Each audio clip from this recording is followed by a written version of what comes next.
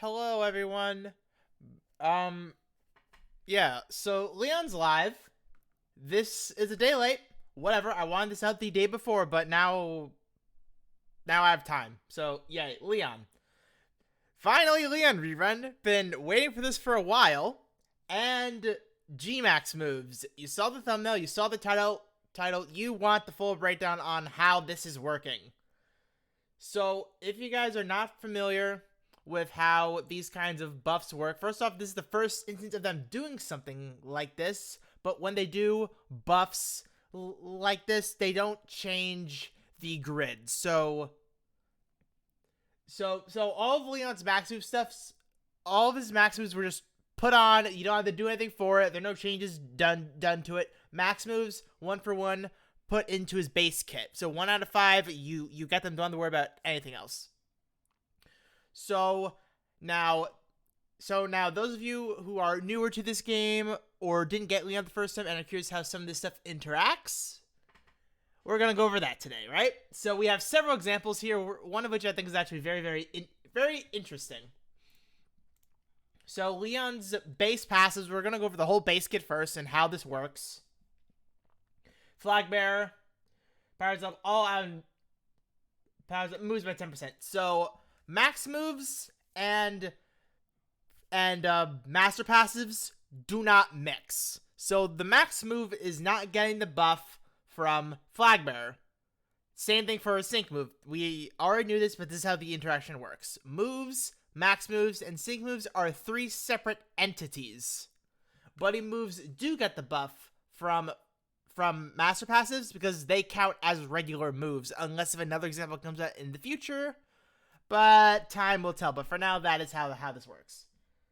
Max moves don't miss arrays, so piercing gaze doesn't affect it. MP Rekindle. This will work with the max move, I think, because you can get MP Rekindle.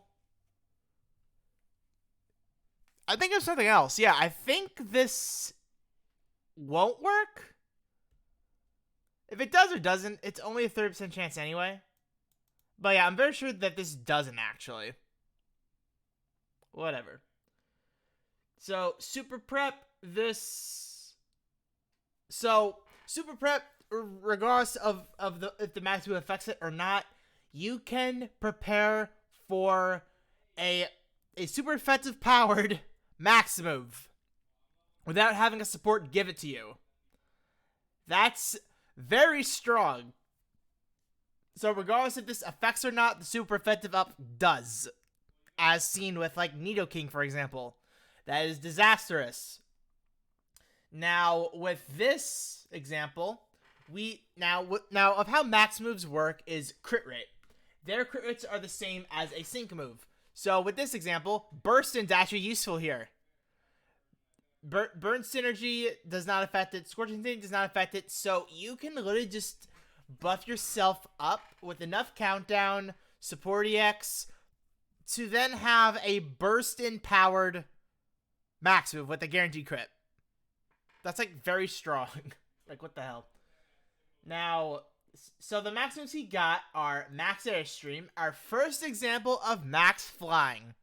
And because of this, I think he is now the strongest flying single target because of it. I think.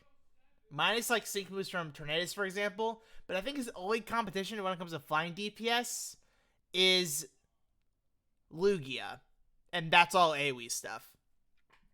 Max Quake, another max ground user, so that's not terrible.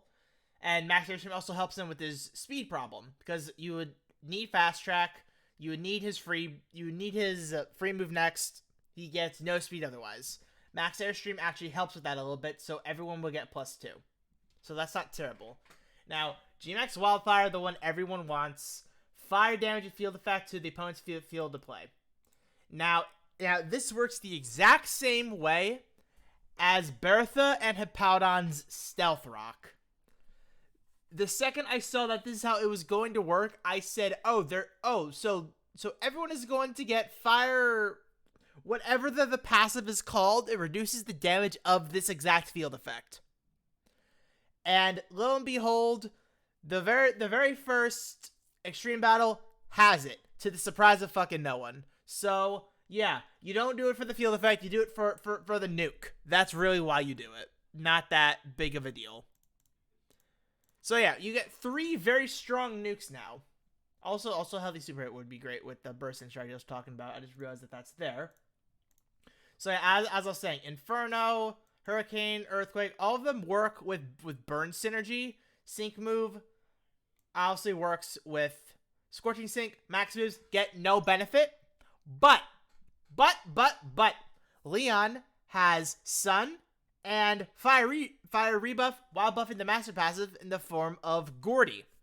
So while his Sync nuke is not the greatest, you have Scorching Sync and you have Sun buff.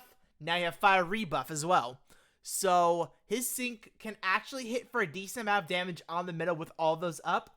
And the Max move with Sun and Fire rebuff can hit for a lot. It's gonna hurt a lot. Leon might have just taken top 3? Top 2 fire DPS now. Because I think the only other arguable ones here is Victini. Victini's very strong.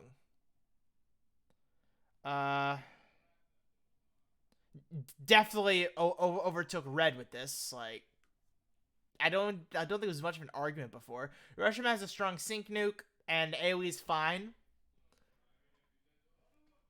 But I think the Max move just puts him above that, especially when paired with Gordy. Like, yeah, I think Charizard took like top 2 again with this. Inferno was already pretty strong, but now this is just disastrous. Like, bro.